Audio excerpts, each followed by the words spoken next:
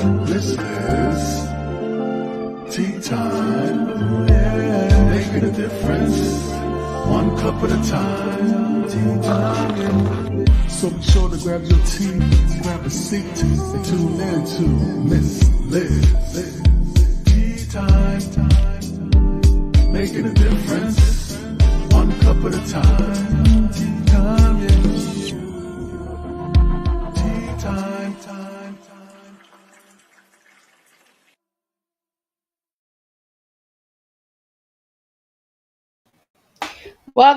Welcome. Tea time again with Miss Liz. That's right. It is evening tea, and we are going to spill the TEA tonight on self-publishing. That's right. I am joined with Mark Leslie in the studio tonight, and we are going to spill some really good, strong educational tea tonight. So before we get started, we're going to do the disclaimer and then a little intro of Mark, and then Mark's going to jump in, and we're going to share some TEA with you and some self-publishing. So the disclaimer for Miss Liz's live tea time live shows. Miss Liz myself is going live using StreamYard. Before leaving a comment, please grant StreamYard permission to see your name at StreamYard.com. Please be advised that the content brought forward for any tea time show hosted by myself, Miss Liz, is always brought forward in good faith, however, may bring forth dialogue and opinions that are not representative of my platform. The facts and information are perceived to be accurate at the given time of airing. All tea time guests and audience participants are responsible for using their good judgment in taking any action that may relate to the discussion. The content brought forward may include discussion for some where they may be emotionally at risk. And to know that this show is engaging in discussion forms only to offer and inspire awareness and connection and is not providing therapeutical advice. If you have any questions about this disclaimer or the panelist discussion, you may freely contact me, Miss Liz, through my email at bookingmissliz@gmail.com. Moving forward, should you choose to voluntarily participate in this show in any aspect, Miss Liz welcomes you. Should you decide that this show is not made for you at this time, I respect that, and I will see you at a later show at a later date and time. Now, let me get you a little info on tonight's guest. Tonight we have Canada's largest independent self-publisher. That's right, we have Mark Leslie in the house. He has been writing since he was 13 years old and discovered his mother's Underwood typewriter collecting dust in a closet. He started submitting his work for publication at the age of 15 and had his first story published in 1992. Wow, I had my first child in 1992. The same year he graduated from university under the name Mark Leslie. He has published more than a dozen full-length books. He pens a series of nonfiction paranormal explorations for Dundurn, Canada's largest independent publisher. He also writes fictions, typically thrillers and horror, and edits fiction anthologies, most recently as a regular editor for the WMG Publishing Fiction River's anthology series. Now, for more on Mark, you can check out his full bio on Miss Liz's Facebook page. So let me grab my guest tonight and welcome Mark. Welcome, Mark. It is an honor to have you Miss here Liz. tonight. I'm so excited to have some tea with you tonight. Right? And we're going to share a different type of tea tonight because that's what Miss Liz does, is we share different tea. So, Mark, let's get started. In 1992, the Mark that first wrote his first book. Let's hear a little bit about that. So, I've been writing my entire life. I started when I was a teenager. I amassed rejection after rejection after rejection. Started to sell some of my short story to small press magazines. But the very first one that saw print was in 1992. And that was a small press magazine called Chapter 1. It was a YA humor story that my writing teacher, my grade 13 writing teacher, had commented when she first read it, and I ended up selling it later. She had said, I've never seen the movie Ferris Bueller's Day Off, but this story reminds me of what that movie might be like. So I was very pleased with that because I'm still a huge fan of John Hughes. But 92 was also the year I graduated from university and also the year that I started working in the book industry. And I've worked in every aspect of book selling. mall store, big box chain store, independent bookstore, academic bookstore, online bookstore, ebook store. I've worked in almost every kind of bookstore, except used books and Christian bookstores are two of the kinds I have not yet worked in. And so I've been in the industry as both a writer and as a book industry consultant or representative or bookseller or whatever the roles have been over the years for 30 years now. So it's been an amazing voyage, and I just love the fact that I've gotten to pursue my passion for writing, which is big, but also my passion for books. I've always been a giant book nerd, so having surrounded myself with the book business almost feels like I've never really worked a day in my life.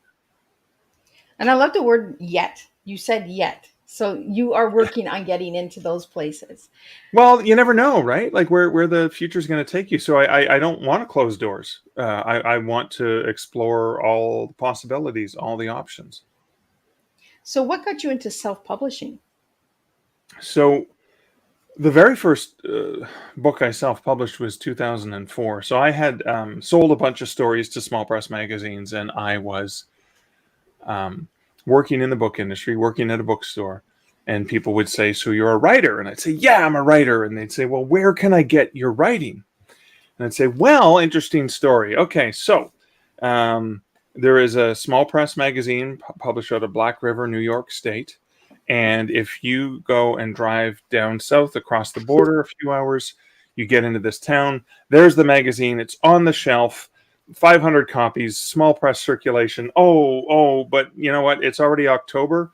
And, it was only on the shelf till the end of September. So I was getting these stories published, but they weren't available anyway. They weren't available in bookstores. So I'd learned about the print-on-demand technology that was allowed you the ability to create a PDF file and for a cost, set up your book through Ingram, which had a print-on-demand service called Lightning Source. They still do. It powers a lot of other print-on-demand services. And I collected a whole bunch of my short stories that were previously published, and I decided to self-publish. I registered the company Stark Publishing. Had my best friend, who's a graphic designer, design the logo for me because I wanted to hide behind the fact that I was self-publishing. All of my friends who were writers had said the best way to kill your career is to self-publish. But I felt justified in self-publishing and getting the book One Hand Screaming Out. The collection of stories is still available. And the reason I felt justified was 90% of the stories, and there were a few previously unpublished stories that I put in there, but most of the stories had already been published in small press magazines. They'd already gone through the slush piles. They'd already been accepted. Out of thousands of submissions, the editor chose the story. They had been edited by editors, and so I felt, yes, it's self-publishing, but it's more just a, hey, if you want to get my stories, they're all now available in this book. And that kind of started it for me. I realized that I could self-publish some work. I could traditionally publish some other work, and I've kind of done a little bit of both, and so I've sort of embraced both sides of the industry. So what's the difference between self-publishing and publishing? The main difference, if you do it properly, the only self in self-publishing should be self-directed. Not that you do everything yourself, because again, you need an editor. Everyone needs an editor. Everyone needs that second set of eyes or third set of eyes to work with you, whether it's developmental edit, copy edit, and then on top of that, and I'm not just talking about proofread for typos. I'm talking about the actual experience of working with a professional who knows what they're doing. When you go to a publisher, a real publisher, the publisher pays you. They give you an advance, and they pay you royalties based on sales. Because the publisher, real publishers, and there's a lot of people pretending to be publishers who ask authors for money, vanity publishing. If the publisher believes your book is worthwhile, that they're going to sell it, they make the money off of the sales of the book, not off of charging the author for publishing the book. So with a publisher, they have either in-house or freelance editors. They have designers and formatters, and they also have access to the distribution network to get your book into bookstores and libraries, etc.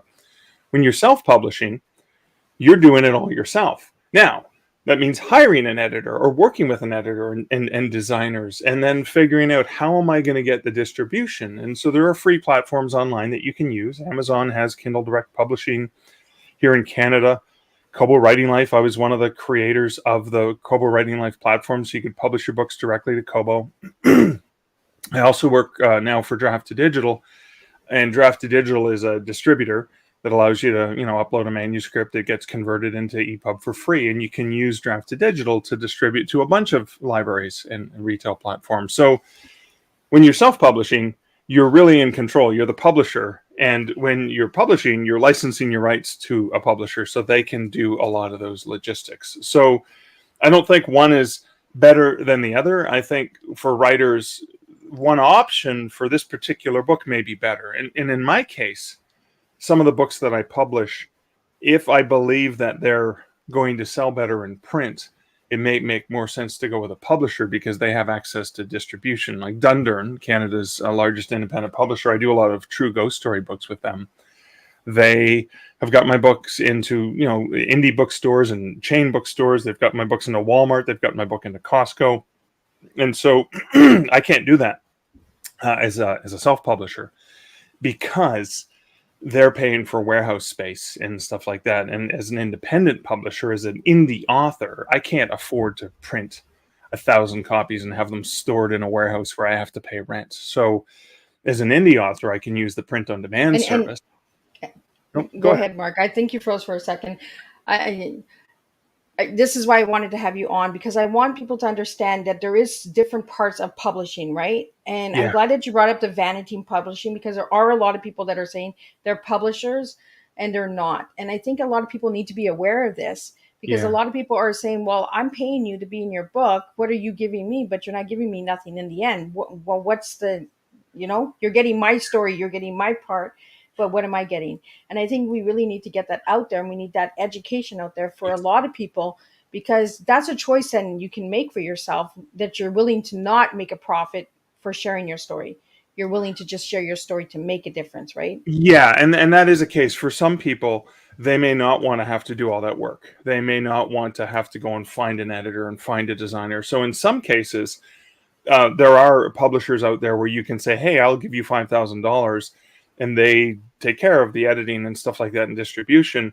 And that may be a case where the author doesn't want to worry about making money or any of those things.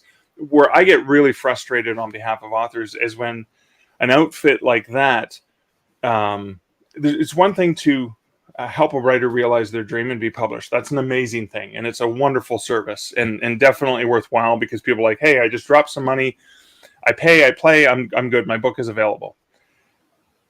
There are a number of them out there that are going to sell authors $10,000 marketing packages with the belief and the promise that they're going to be a #1 New York Times bestseller, and all of these outright lies, which really frustrate me, because it's one thing to help a writer realize their dream and publish a book. It's another thing to deceive a writer into thinking something that's not true and selling them something that is not actually useful to anyone but the person selling it. And that's where I get as you can tell, very passionate about that. So what I love to be able to try and do is educate and teach authors, aspiring, and that's what we're here for, right? To teach educate aspiring authors, TEA, right there.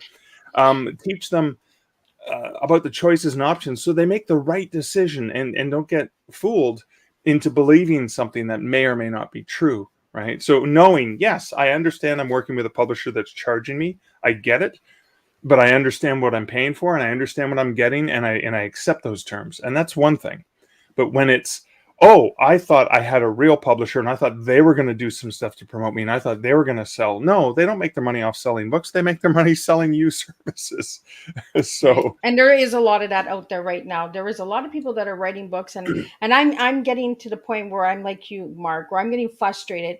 Why not be upfront and say, hey, I want to publish a book. I need your help to publish this book. Pay me, get your story, and that's what you're going to get. Be upfront, be honest. And we need that honesty out there, because we're actually taking away from the people that are actually publishing companies out there, right? Because we're hurting each other by just giving everybody that fake fame, light, is what I kind of call it. Yeah.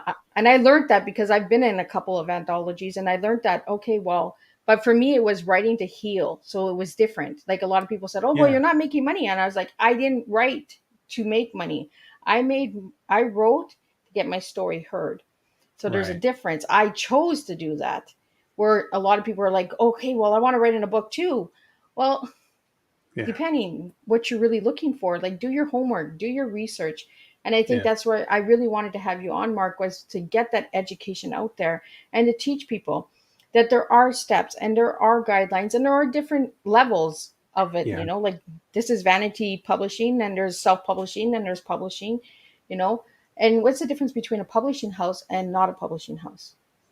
Well, I mean, I think when I think of traditional publishing, the money always flows to the writer, to the IP creator, to the person who creates the content, because they say, "Oh, Miss Liz, your story is something that we know is going to help other people. We're going to publish it, and we know that people are going to purchase this and they're going to benefit from it. We're going to invest in you. We're going to pay you, usually some sort of advance, and then we'll pay you royalties after the advance is earned out." And in a case, the advance might be $1,000, meaning that after you sell 500 copies of the book, then you start earning because you've out earned your advance. And that's a traditional publisher. Any publisher who has to call themselves a real publisher or a traditional publisher is a case of me think the lady doth protest too much. It's a case of, Penguin Random House, HarperCollins, Simon and Schuster, Hachette do not have to call themselves real publishers. They're real publishers by the way they behave. And so that's something to be suspicious of. And again, if your goal is just to get a book out there, but be aware that I don't want to do business with people who operate in deceptive practice. I'd rather, work with someone who's upfront and says, "Hey, listen, I have contacts, I have people I can work, I can get great editors for this package. You'll get a book edited, you'll get professional cover design, and you'll get your book distributed, available on all the major retail platforms, so other people can read your story and benefit." Right? Why do we write? We write to connect with other people, whether it's fiction, Exactly. whether it's self-help, whether it's whatever. You're either going to inform, inspire, entertain, enlighten, all of those things, right? That's why we write. We want to connect to other people, make sure people realize they are not alone. That's it. That's the underlying fundamental nature. So, if you're up front and say, this is what I can do for you, but I'm not going to do anything else. Like I'm just Yeah. gonna make the book available, and then I'm going to move on to the next project. I don't know. I'd rather work with people who have that integrity and have that, transparency of what they're going to do and what they're not going to do. Right, like be upfront so that people can decide for themselves. Stop selling the false hope and dream to people, because Exactly. it's getting to take away from real legit people that are working their butts off Yeah. from this fake of, I'm going to get you on Time magazine, I'm going to get you a number one bestseller, but you're going to do the work, you're going to do this, you're going to do that. Yeah. Where if I'm paying you and you're taking my story, what are you going to give me in return? Yeah. These are the questions that we need to start asking people when they're asking us to write in their books or to be a part of an anthology or a collection. Yeah. And that's where I've decided to do my own stuff now, because I've done this and I've seen that, but I was unaware of it. But right from the get-go, I had said I want to just get my story out there. So it Yeah. wasn't about the profit, it wasn't about royalties, it was about getting it heard to make a Yeah. difference. And there are people like that want just their stories heard. But the Yeah. ones that don't want their stories just heard and they want to make a profit and they want to get royalties, people should be upfront and say it. You know, Yeah. this is what my book project is, and this is what I'm going to give you, and this is not what you're going to get. So you can decide. Yeah. No, that understanding, that education is so critical, I think, so that authors are just making informed decisions. And then they can decide what's right for them without worrying about people trying to manipulate or deceive them. Exactly. So how many levels of self-publishing is there? Well, there's sort of, when you think about self-publishing, you've got sort of three main areas, right? You've got vanity or full service, right? Providers that allow you pay them and they publish. Then you have the DIY, which is, okay, I'm going to do it myself. I'm going to hire all the people myself, and I'm going to create an account with Amazon and with Kobo and with Google and with a distributor like Drafted Digital, and now I'm going to do all the legwork, or hire someone to do that for me. And then there's other the type of self-publishing that most people have done and don't realize they've done already. And this is called community self-publishing. And this is where you can write and produce at will, whatever schedule you want, for free, and people can write or can consume that content completely for free at will whenever they want. So anyone who uses Instagram, Twitter, TikTok, YouTube, Facebook, go back to MySpace, they have a blog, they have a podcast, they're self-publishing. Really, that's community publishing. And the goal with community publishing is engagement and interaction, usually, right? I post something and people like it or share or comment. And it's the engagement that makes that community self-publishing. So that's a good, now an example of a platform where authors have used community self-publishing to skyrocket to huge success would be Wattpad.com. Wattpad is a Canadian founded company that allows you to write serialized stories for free, and people can read them for free. And there have been people who've gone on to have movies made from their hugely successful stories that they told on this free platform. So that's community publishing, and there's a lot of engagement and comments as you share each new chapter. And so, for writers trying to find their voice and wonder what people think of something, that's a great platform that you can publish for free, and people can comment for free, and then you can kind of test the waters and see if it's worthwhile. Like, is it worth me investing in an editor and maybe publishing this as a book? I love that you say that, test the waters, because that's what we need to do, right? We need to research. We need to get educated. We need to ask the questions, because if we Yeah. don't ask the questions, we just sign a contract. Yeah, I'm writing in a book, and then Yeah. I'm an author. Okay, but what did you really get from it? What learning experience did you get from it? Who did Yeah. you work with, or did you just write a chapter and send it in, and that was it? And then all of a sudden, this pretty book showed up, and that was the end of it, right? Yeah, exactly. So I really, really enjoy having you here, Mark, and sharing this, because I think a lot of people out there are unaware of all of the different levels of publishing, right? And Yeah. unaware of how some anthologies or collections are being put together. They're Yeah. being sold to false hope and all that. So what message would you have as a self-publisher for everyone out there on this? The message I have is understand the contracts. Look at what rights you're giving up. Even whether you're paying or whether they're paying you, there is a contract to sign, and what rights are you giving up? That's really, really important. Remembering that the value comes from your creativity and the things that you've written. Ask a lot of questions, like you said. I think that's one of the most important things you can do. And there are so many free resources online that you can double check. So one of the places I always go to is Writer Beware. And if you just Google Writer Beware, Victoria Strauss has been running this website for 15 to 18 years, longer probably. And it's a site that basically points out markets to sell your writing, and it also points out markets that are a little bit deceptive in their business practices, and they may be people you don't want to work with. So anyone you go to work with, any publisher you want to work with, even if they're offering you money, double check Writer Beware. It's a great resource. It's free, and you can always just go. I would even Google the name of the person. It could be an editor you're wanting to work with, or a designer.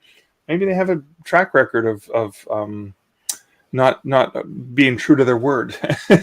That's an easy way to find out some of those things. And I mean, I've written a bunch of books for writers specifically to help educate them, but I've done probably hundreds of interviews on podcasts that are free, sharing as much advice as I can, because I think it's really important for me. I've been a writer for a long time, and I've learned a lot of things. But if I don't take the time to pay it forward and to help other writers and to share what I have learned with other writers to help them, and maybe even help them avoid some of the mistakes I've made over the years, That's a really great thing to know that you can do that. And what I love about the various writing communities that exist is most writers are pretty empathetic. They're pretty understanding, and they're willing to spend the time to talk to somebody who has questions. And I mean, I'm in a number of different writer groups, and I'm always happy to spend some time talking to people.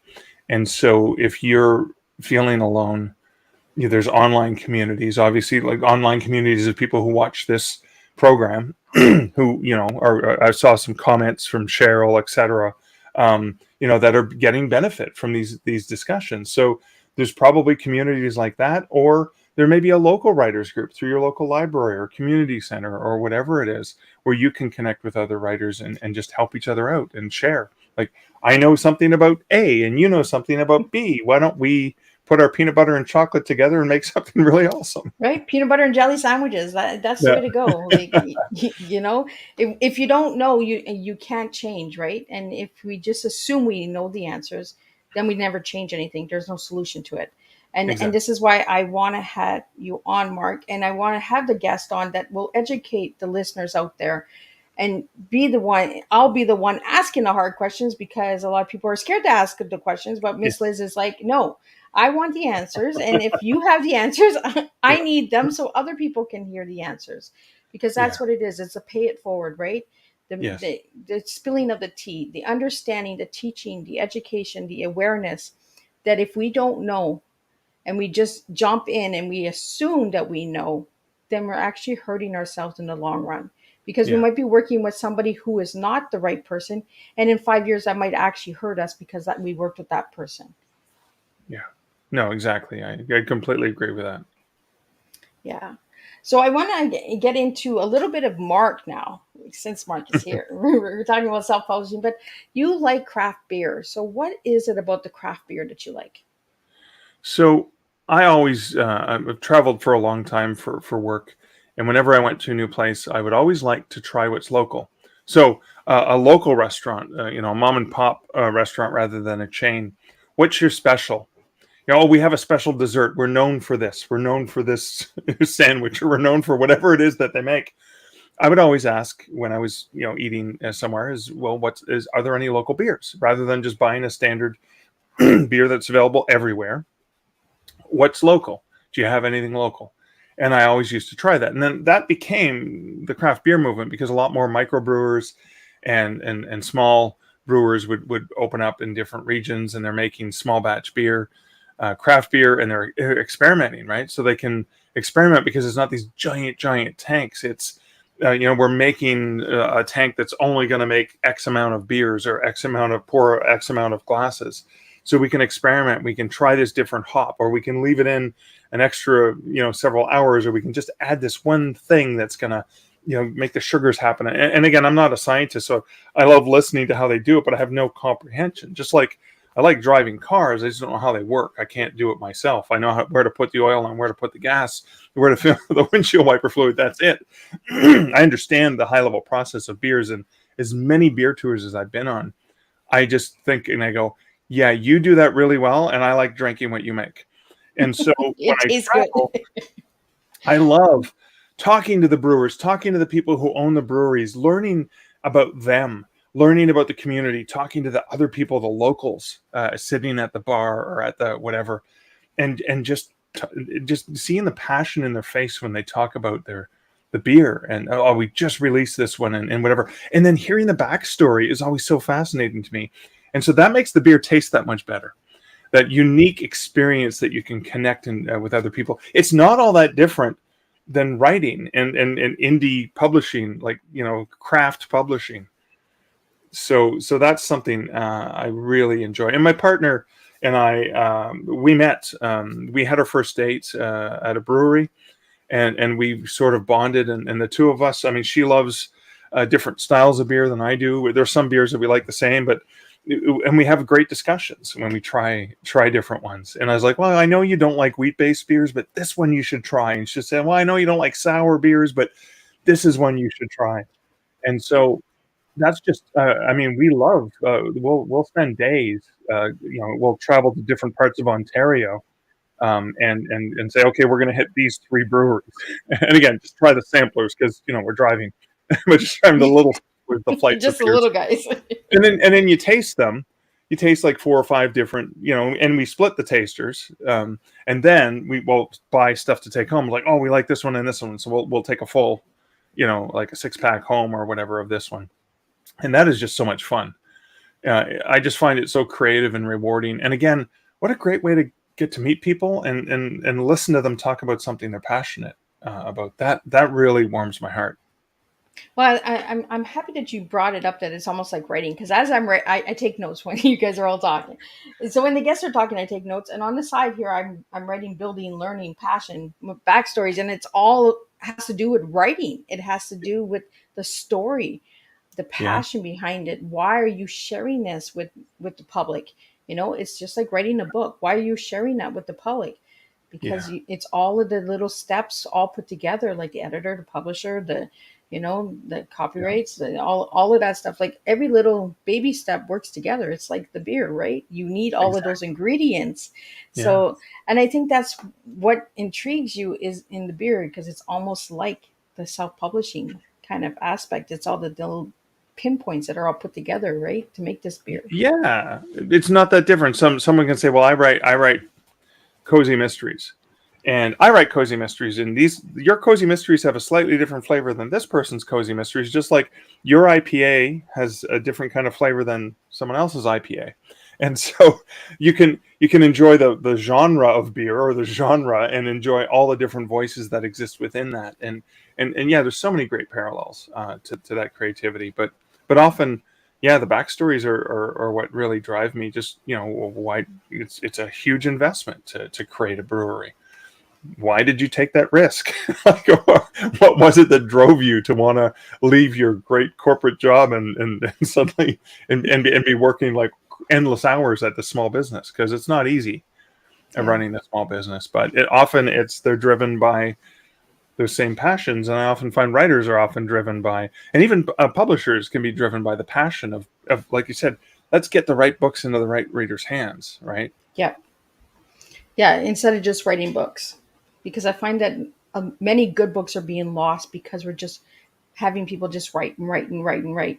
If you're writing just to write, we're actually doing more damage, I find, because we can all just write on a piece of paper, and get that out there. But when we're really putting the passion and the purpose behind our stories and behind the books, then we're actually making an impact or making a change, Right. So I think it's deeply important for all the listeners out there to understand that I'm not stopping anybody from writing a book, but do your research, ask the questions, get involved, reach out to Mark, because he has been in the business for a long time. Like in 92, I had my first child in 92. So like it just goes to show that there is a lot of work behind it. Right. Yeah, so I also noticed in your bio, Mark, that you have been a speaker in many different countries. Could you share a little bit about that? Yeah, so it probably started when I was working at bookstore at McMaster University in Hamilton. I bought an espresso book machine, which is a machine that'll print and bind a book right on the spot in about 15 minutes from a digital file. Looks no different than a trade paperback. And I had the second in Canada, the 9th in the world. There's probably about 175 of them in the world. Now, a lot of them are owned by either libraries or some bookstores, and you can go in and order. Actually, all of my self-published books are actually available. You can go to any shop that has an espresso book machine, and pretty much get almost every one of my books because they're digital files, and they can push a button and print it right in the store. And because I was one of the pioneers of that, I was going to talk to other school groups. I was going to talk to other businesses about how we invested, and it was $175,000 back in 2009 when I bought this machine. Wow. And how I had a plan to use it to save students money because we wanted to be able to print custom editions of textbooks. So instead of 20 chapters, we could only print 6 chapters. And then the publisher, when we worked with publishers collaboratively, the publishers would then change the fee and say, we'll send you the files. So we took the cost of printing, and we were able to produce really inexpensive books that students actually bought and read the whole thing. And so instead of a $200 textbook, it was maybe a $40 book that was only, and they were going to read the whole thing, not just 6 of 20 chapters. And we used that, and then we had local people who wanted to produce books. I had one jazz musician who was also a cartoonist, so we had this book of cartoons about jazz, and he would go and play gigs, and he would, manufacture CDs and sell the CDs at his gigs. But he would come back and every couple of weeks to go, can I have another 20 books? And I'd print 20 books off for him and sell them to him, and then he would I'd sell them to him a little bit above the print cost. He would have a retail price, so he would make some money. And I started going around and I started talking to different businesses about how we were using the machine, how we were saving students money, how we were enabling local people who always wanted to publish a book. But, if you don't want one copy, the machine will make you one copy. Like, you don't have to print a minimum, whatever. And then I joined Kobo to create their self-publishing platform. And I started getting asked to talk on a bunch of different panels with keynotes. And so over the years, it was, going to Frankfurt to the book fair, which is kind of taking place right now in Germany, the world's biggest book fair, going to New York, going to Chicago, going to London, going to Paris, going to Italy, Milan, and talking about what's possible with digital publishing. And I realized my passion for writing and storytelling was parallel to my passion for speaking, for public speaking, because when you're public speaking, you're storytelling, you're sharing. And the beautiful thing, unlike writing, which is very solitary, and hopefully somebody reads it and maybe they'll leave a review, or maybe you usually never hear from the writer or reader. But when I'm in front of a group of people, I can see the audience. I can see the looks on their faces. I can tell if I have them. I can tell if we're on this journey together, or if I'm putting them to sleep. And if they start to fall asleep, then they're sleeping, right? Well, but you can adjust. I can test some jokes early on, and if they're receptive to the jokes, I know I can do more. And if they're not receptive to the jokes, I can change my style. So it's like this dynamic oral storytelling tradition. I know when the pandemic happened, I spent a lot of time doing virtual videos.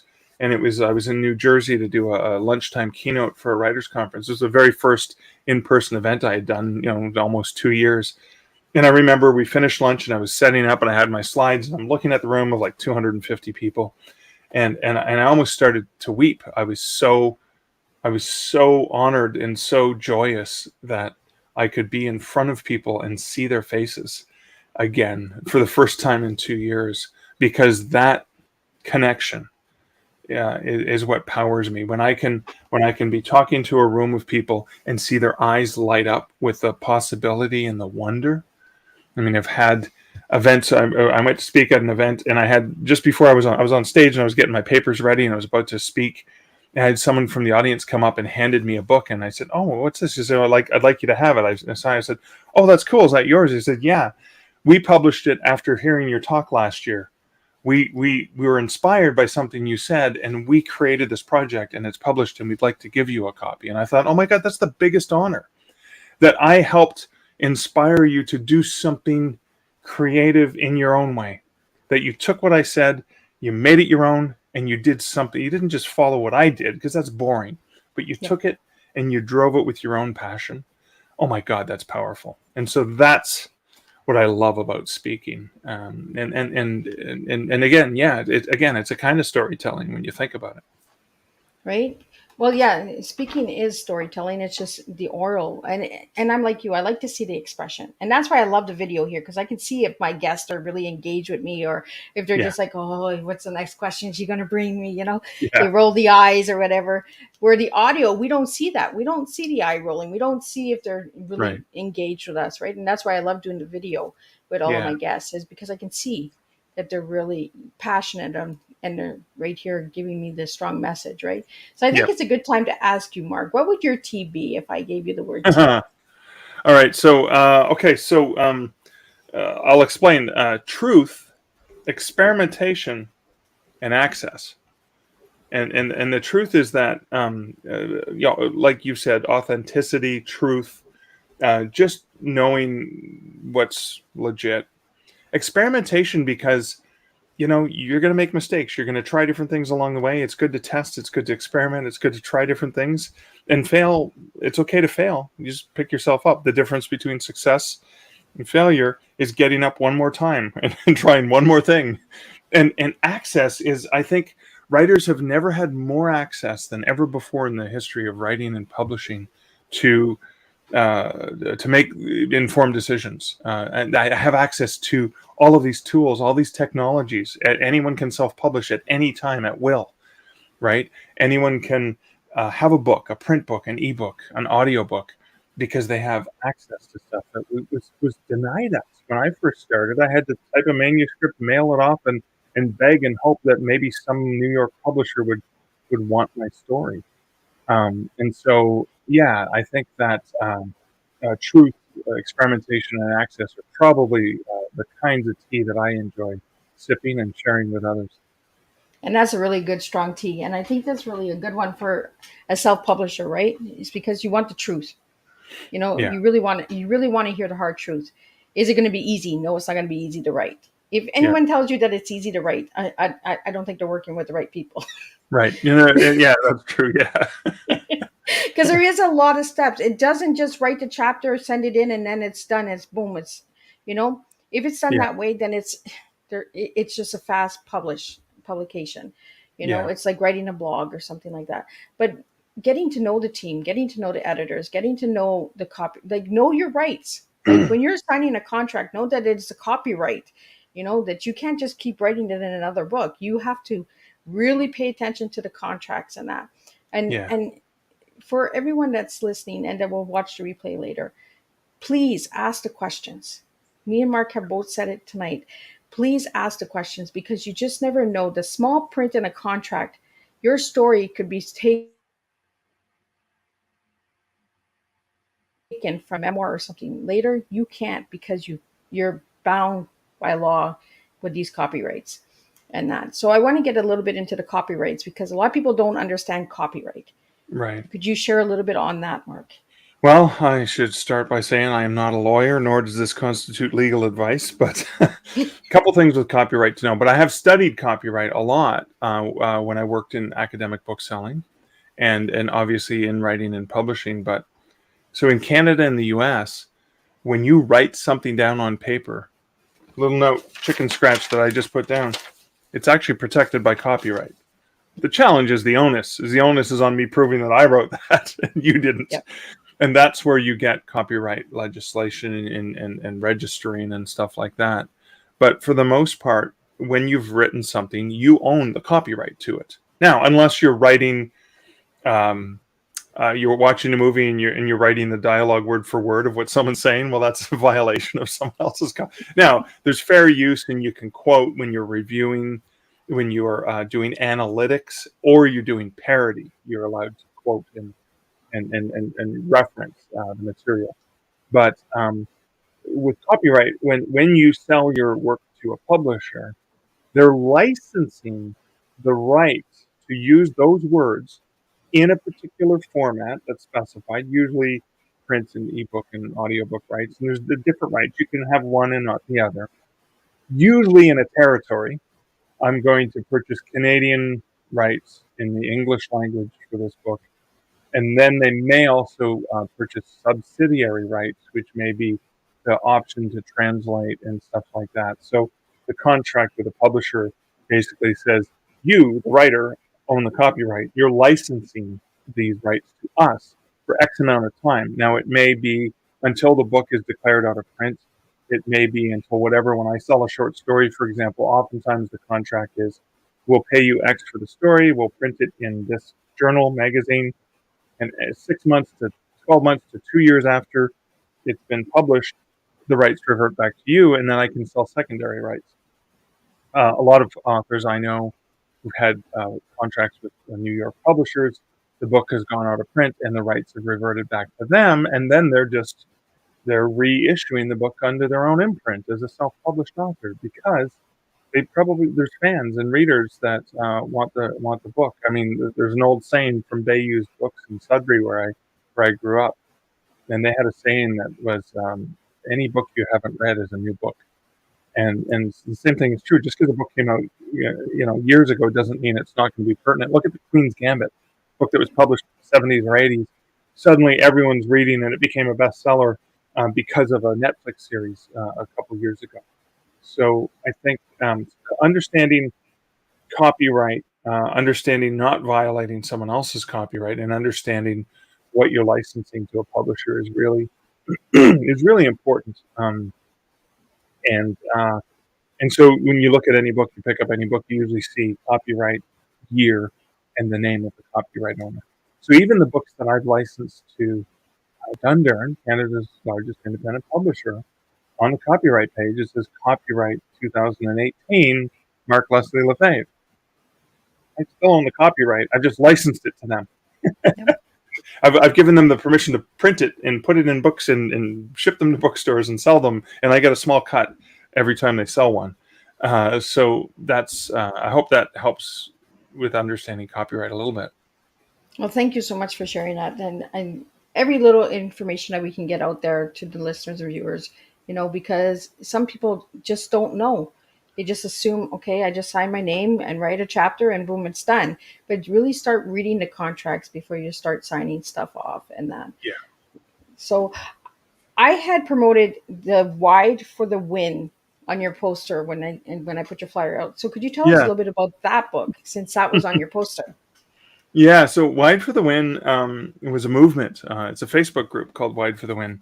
And it was created by a romance writer, Erin Wright, and a good friend of hers, Susie McConnell. Now, they're both romance writers, and they were frustrated with the fact that most of the writers groups on Facebook or anywhere else were all just giving advice about Amazon and Amazon only. And there was Amazon this and Amazon that and Amazon the other thing and Amazon that. And they wanted to know, well, how can I be successful on Apple? How can I be successful on Barnes & Noble Nook? How can I be successful on Kobo? How can I be successful on Google Play? How can I be successful on Smashwords or other platforms? Because there's the big five, but there's a lot more other platforms. And I had written a book after I left Kobo.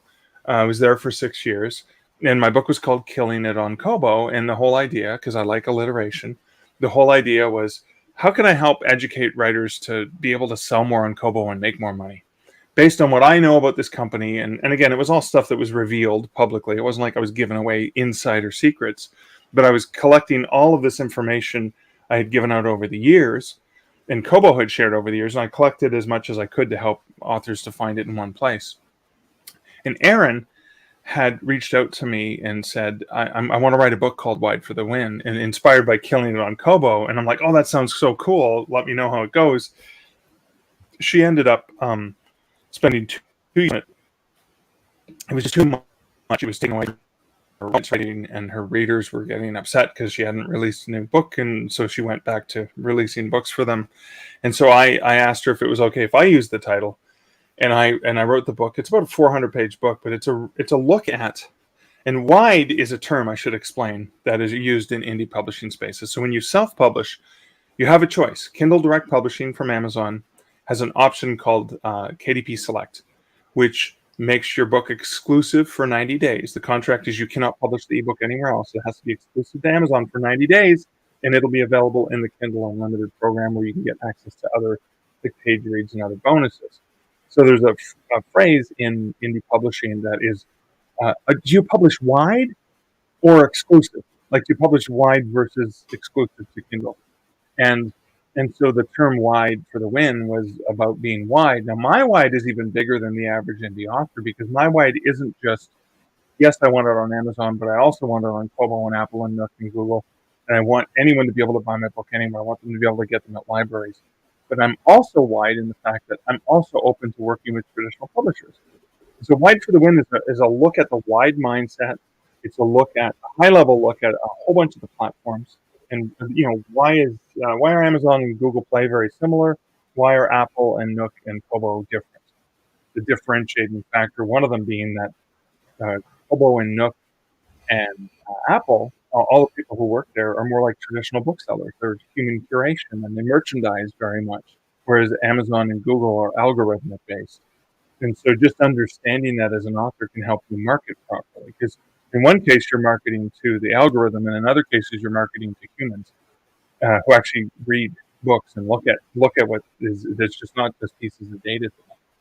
And so, yeah, Wide for the Win is just sort of a look at that mindset, and it explains, well, here are the options available to you. If you choose self-publishing, here are all the platforms you can use, and here's, whatever. And if you're looking at a publishing contract, here are the things you need to be careful about. So it was a lot of hard work to write that book, but I think for anyone who's just looking to understand the possibilities of what's available, it probably offers a pretty comprehensive look. And it's also obviously through my perspective, and so there's a lot of my own biases in there.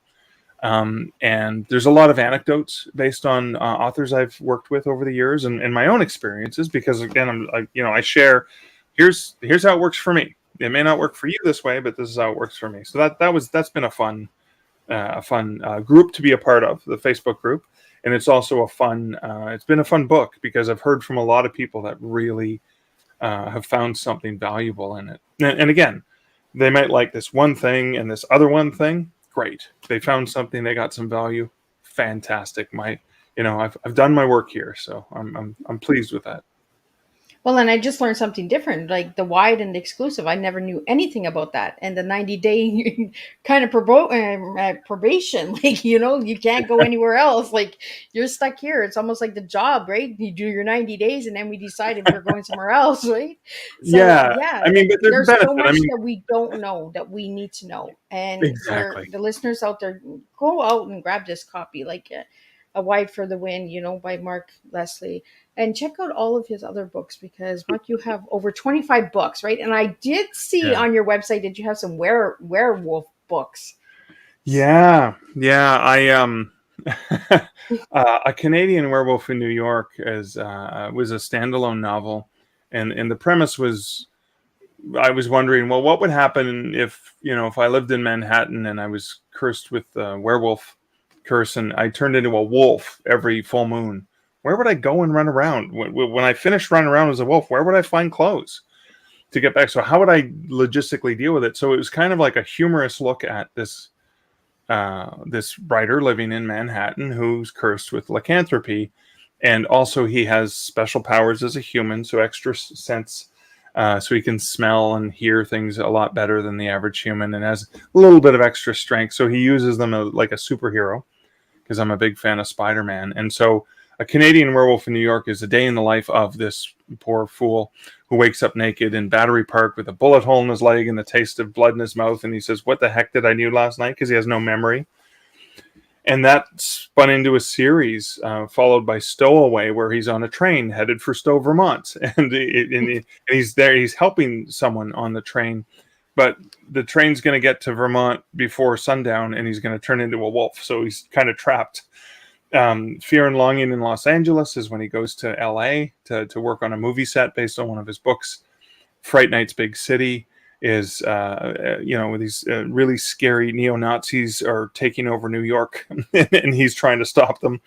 And then Lover's Moon, which is a complete departure, was a romance in this world between Michael and his best friend Gail. So they're really good friends, and this is the backstory of how they used to be a couple, and this is how they met and fell in love all those years ago. So it's that love story.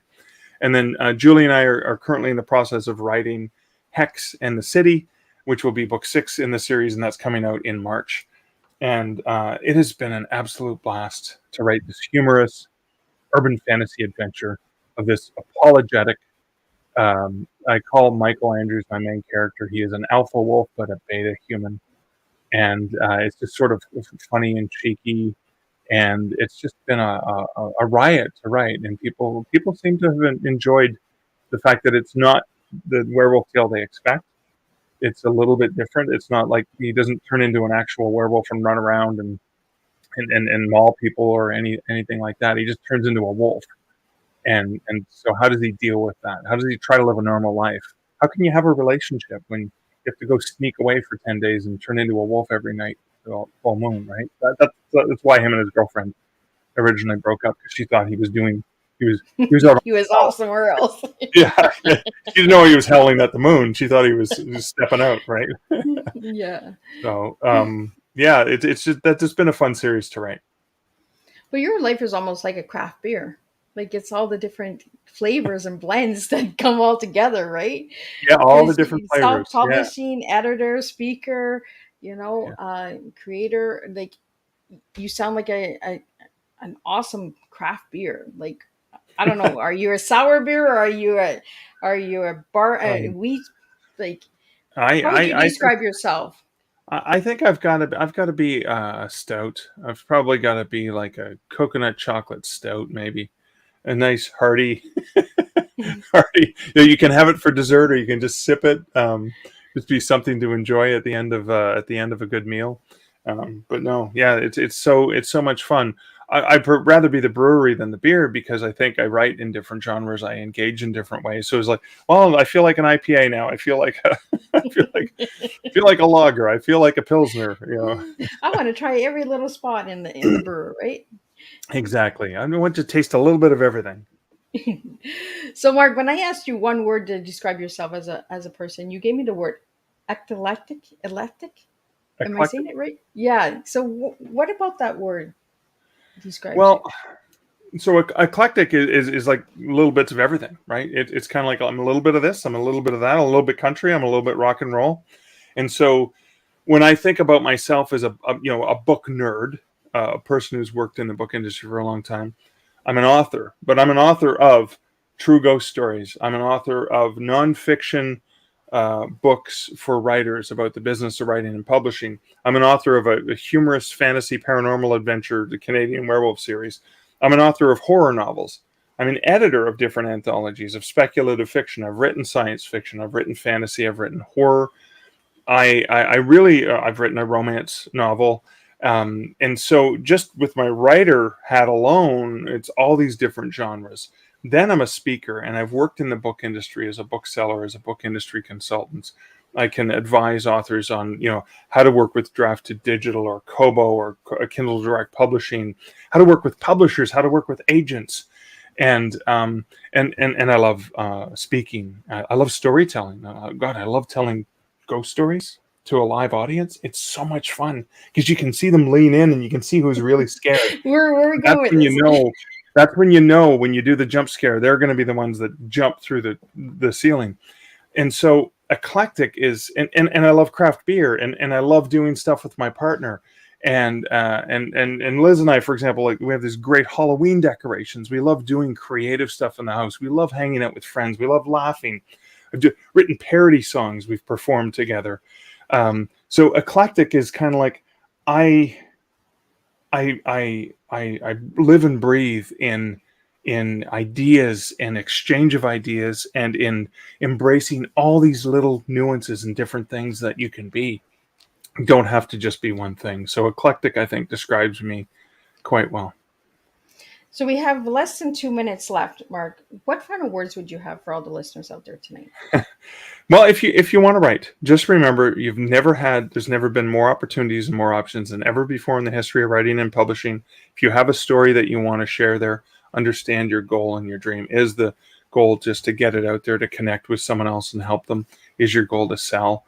Ask a lot of questions, and whatever you do, do not give up on yourself. Your story, the things you want to share, are worth sharing because the chances are, if you take the time to share them, it's going to help other people. It may inspire, entertain, inform, any of those things, someone else, and just let that other person know that you are not alone. And that's one of the most powerful things we can do. So never give up on yourself. Well, thank you so much, Mark. It was an honor to have you and to learn so much tonight. My paper is full of notes. I'm going to check this out. I'm going to check that out, because I myself did not know. So I want to thank you for educating me as well tonight. And I Thank want to thank all the listeners and viewers out there who do tune in and who do watch the replay. Please let me know where you're tuning in. If you'd like to reach out to Mark, you can check him out on his website. He's also on all social media platforms. Check out his YouTube channel. You get to see a little bit about Spider-Man. I've been checking out your YouTube a little bit there, Mark. So I do see this Spider-Man. And I will see everybody back here for a new tea time on October 20th when I bring in Larry Joe Jensen from the United States, and he'll be talking about shipwrecks and rescues. So, and it is based on true stories of the Superior Lake. So that should be interesting. So we'll learn a little bit about that, some history and some journalism and all of that good stuff. So if you have any of those questions you would like to have answered, tune into that show. And again, thank you, Mark, for joining me tonight. And thank you to all the viewers and listeners out there who do make a difference. And we do make a difference by spilling our true, authentic selves when we spill our teas. So I'll see everyone October 20th at 3 p.m. in the afternoon with Larry George Jensen.